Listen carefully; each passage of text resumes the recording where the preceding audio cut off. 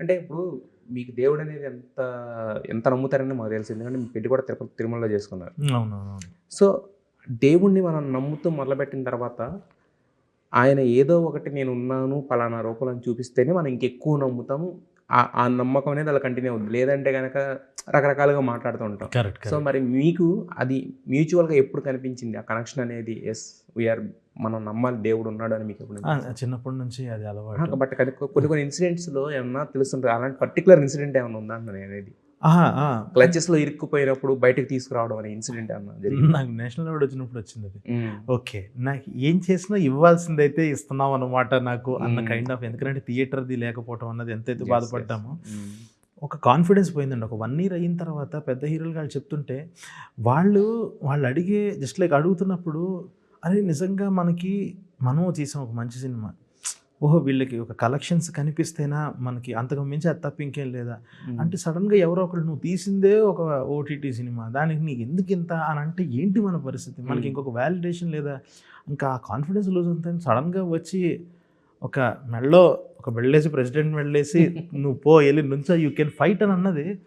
Okay. ఎప్పుడెప్పుడు ఎవరెవరికి ఏమేమి ఇవ్వాలో ఆయనకి తెలుసు అన్న నమ్మకం ఉంటుంది చూసారా? That is my philosophy of God. అంటే ఒక మంచి సినిమా తీసిన తర్వాత కూడా కలెక్షన్స్ లేకపోవడం అంటే you are coming to the OTT directly కాబట్టి. సో ఆ ఫేజ్లో మీకు పెద్ద హీరోల దగ్గర నుంచి పిలుపులు ఏమన్నా ఆఫ్టర్ ప్రెసిడెంట్ మెడల్ తర్వాత అంటే నేషనల్ అవార్డు తర్వాత వచ్చినాయి? ముందు కూడా ముందు కూడా చాలా వచ్చాయండి. కానీ ఏంటనంటే దాని మీద డబ్బులు పెట్టేటప్పుడు ఒక నమ్మకం ఉంటుంది కదా. ఎందుకంటే తీయగలడా లేదా అని చెప్పేసి అంటే ఇప్పుడు ఒకటి చెప్తాను. నేను తీసిందే ₹1,00,00,000 సినిమా. ఆ ₹1,00,00,000 సినిమా తీసినప్పుడు నెక్స్ట్ టైం నేను ఒక పెద్దది రాసుకున్నప్పుడు లేదులే వీడు చూడు కోట్లో తీసినా కూడా ఆ సినిమాకి చూడు కలెక్షన్స్ ఎంత వచ్చాయో, ఇంత లార్జర్ సెక్షన్ ఆఫ్ ఆడియన్స్కి రీచ్ అయ్యాడు అని ఒక నెంబర్ ఉంటుంది. కలర్ ఫోటోకి నెంబర్ లేదుగా. అంటే ఏమో ప్రతి ఒడు చూశాడు అని అంటారు. ఆహాకి సబ్స్క్రిప్షన్స్ వచ్చాయి ఇవి అంటారు. కానీ ఒక నెంబర్ అంటే ఏంటనంటే నిజంగా మన తాలూకా కెపాసిటీని క్యాపబిలిటీని క్వశ్చన్ చేసినట్టు ఏం చేసావని అని అడిగితే నా దగ్గర ఆన్సర్ లేదుగా. అది నా యొక్క కాన్ఫిడెన్స్కి నేను కాన్ఫిడెంట్గా ఇది అని చెప్పడానికి అది లేదు. దాని తర్వాత అది వచ్చిన ఫీలింగ్ వచ్చింది. ఇంకా హీరోస్ వీళ్ళందరూ వస్తున్నారు మాట్లాడుతున్నారు అది ఉంది. కానీ ఎట్ వన్ పాయింట్ ఇంకా నాకు అర్థమైంది ఇట్స్ అబౌట్ స్టోరీస్ చెప్పడం స్టార్ట్ చేద్దాము అని చెప్పేసి ఈ కథలోకి మొదలెట్టడం. అంటే బేసిక్గా మీకు ఒక స్టెప్పింగ్ స్టోనే పెద్ద గ్రాండ్గా దొరికినప్పుడు నెక్స్ట్ ఏంటంటే ఎవరైనా కూడా నెక్స్ట్ లెవెల్కి వెళ్ళిపోదాం, పెద్ద హీరోలతో చేసేద్దాం అని ఉంటుంది.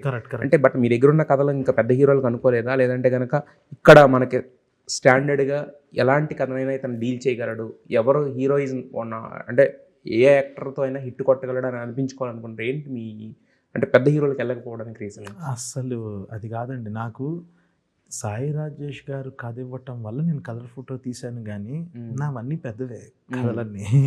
నాకు అన్నీ లార్జ్ స్కేల్లో ఉండాలి అని చెప్పేసి నాకు అది ఉంది. మీరు చూస్తే ఆ సినిమాలో కూడా ఇప్పుడు అంటే జస్ట్ లైక్ సుహాస్ అనేవాడు అప్పటి వరకు ఒక జస్ట్ లైక్ కామెడీ క్యారెక్టర్స్ దాంట్లో ఉన్నాడు. వాడు భయపడ్డాడు. అరే నీకు ఇందులో నువ్వు ఒక హనుమంతుడి గెటప్ వేసుకొని నువ్వు ఫైట్ చేస్తావురా, పక్కన ఒక బ్రిటిష్ వాళ్ళకి హనుమంతుల బ్యాచ్కి వానరసేనకి ఫైట్ జరుగుతుందంటే అరే మన బడ్జెట్లేంటి, వానరసేనకి బ్రిటిషర్లకి ఫైట్లేంటి అని చెప్పేసి తను హీరోయిన్ ఒక అమ్మవారిలా కనిపిస్తుంది అది ఇదేనంటే ఏం మాట్లాడుతున్నావు, నీకు అసలు ఏమీ తెలీదు, నేను ఎన్ని సినిమా సెట్లో తిరిగాను, నీకు ఏం తెలుసు అంటే నాకు సీనియర్ ఆడప్పుడు నువ్వు జాయ్ బిస్కెట్ వీడియోస్ చేసేసి నువ్వు 2 గోళ్ల మధ్య ఏం కాన్ఫిడెన్స్ చెప్తున్నావు అని అంటే లేదురా నేను దీంట్లో నేను ఏం తీసుకొస్తా అని చేసుకున్నా. అంటే నాకు ఆ కథల్లో ఉన్నప్పుడు కూడా నాకు ఇలాంటి ఎలిమెంట్స్ పెట్టడం చాలా ఇష్టం. ఓకే ఇప్పుడు సుహాస్ ఫైట్, నాకు ఒక ఫైట్ కావాలి, నాకు యాక్షన్ అంటే చాలా ఇష్టం. నువ్వు కొడితే నమ్మరు కదా, హనుమంతుడు గెటప్ వేసుకొని కొట్టు నమ్ముతారు. అదంతే, అలా నమ్మిందే అండి అది. సో అలా చేశా, అప్పుడు అలా చేశా. నాకు ఇప్పుడు ఇంకొంచెం స్పాన్ దొరికింది, నా మీద నమ్మకం. ఇప్పుడు విశ్వగారిని చూసి ఓకే నీమే పెడితే నాకు పని అయ్యిద్ది అన్నట్టు ఆయన నమ్మారు. సో నేను ఇందులో కూడా ఈసారి యాక్షన్ లవ్ స్టోరీ చేద్దాం. సో ఇందులో నాకు కొన్ని సెన్సిబిలిటీస్ ఉంటాయి యాక్షన్ విషయంలో. నేను అన్నీ చూసే సినిమాలు దాంట్లో అది చూసినప్పుడల్లా అరే మనం ఇలా చేయాలి ఇలా చేయాలని అనుకుంటాం కదా, ఒక ఎక్సైట్ చేస్తాయి రాజమౌళి గారి సినిమాలు చూసినప్పుడు. సో నేను అది తీసుకొని నా సెన్సిబిలిటీస్ యాడ్ చేస్తే ఎట్లుంటుంది అని చేసింది ఇది. సో ఏ రోజు నేను నా కథల కంటే నాకు పెద్ద హీరోలకే ఉంటుంది నాకు ఆ ప్రాసెస్. నేను ఇప్పుడు స్టెప్పింగ్ ఒక్కొక్క అడుగు వేసుకుంటూ వెళ్తున్నాను, వెళ్తున్నారు. Stepping towards. అంటే ఇంకా ఆఫ్టర్ మొగ్లీ గ్రాండ్ సక్సెస్ ఇక డైరెక్ట్ గా పెద్ద హీరోలు పక్కనే ఎక్స్పెక్ట్ చేసి మీ పేరు అంటే సందీప్ రాజ్ ఫిల్మ్ అనేది. అంటే పెద్ద హీరోస్ ఏంటండి, ముందు నేను ఒక ఒక ఒక ముడిసరికి ఒకటి రెడీ చేసుకుంటాను. ముడిసరి చేసుకున్న తర్వాత అప్పుడు మనకి చూస్తే అవును కదా ఈ కథలో ఈయన సెట్ అవుతారు కదా అని ఎక్సైట్ అయితే ఇంకప్పుడు దానికి తగ్గట్టు బిల్డ్ చేయడం స్టార్ట్ చేస్తాం. సో అది ప్లాన్. సో నాకు నిజంగా మైండ్లో ఏమీ లేదు. నాకు ఇప్పుడు ఏంటనంటే నెక్స్ట్ మళ్ళీ ఏదైనా కొత్త వాళ్ళతో మళ్ళీ నన్ను నమ్మి ఈసారి ఇంకొంచెం ఎక్కువ బడ్జెట్స్ పెడితే ఇంకొంచెం పెద్ద స్కేల్లో తీయాలి అని ఉంది. సో నేను అలా లిమిట్ అవ్వాలని అయితే ఎప్పుడు అనుకోవట్లే. అంటే సార్ అదే మీరు అన్నది మీ దగ్గర పెద్ద కథలు ఉన్నాయి, కాన్ఫిడెన్స్ ఉంది, చేయగలను అన్న కాన్ఫిడెన్స్ చాలా ఉంది. ఇప్పుడు ఏంటంటే మీరు కొత్త వాళ్ళతో చేసినప్పుడు ఏమవుతుందంటే ఆబ్వియస్గా ఆ ప్రొడక్షన్ హౌస్ ఏదైనా ఉంటే ఆ ప్రొడక్షన్ హౌస్ తాలూకా ఉన్న ఒక పాజిటివ్నెస్, తర్వాత సందీప్ రాజ్ అనే ఒక పేరు, ఈ రెండు కలిపి సినిమాని ముందుకు తీసుకెళ్ళాలి. అదే ఒక పెద్ద హీరో ఉన్నాడు అనుకోండి, పెద్ద హీరో తాలూకు ఇంపాక్ట్ యాడ్ అయితే ఏంటంటే అది ఫస్ట్ స్టెప్ లో ఉంటే మీరు సెకండ్ స్టెప్ లో ఒక రాకెట్ ఇంకా పైకి వెళ్ళినట్టు స్కోప్ ఉంటుంది కదా. సో మరి ఆ కైండ్ ఆఫ్ ప్రయత్నాలు ఏం జరగలేదా? ఎందుకంటే ఇప్పుడు మీరున్నది పీపుల్ మీడియా ఫ్యాక్టరీ. అవును, అంటే అండి ఇప్పుడు నేను నెక్స్ట్ ఏం చేద్దాం అని చెప్పేసి కూర్చొని డిస్కస్ చేసుకొని ఒక కథ వచ్చిన తర్వాత నేను హీరోలు అంటే పడతా, నాకు ఈ కథకి ఈయనైతే అద్దరిపోతున్నాను, కానీ ఆయనకు ఒక అదే అంటే నేను వేయలేను.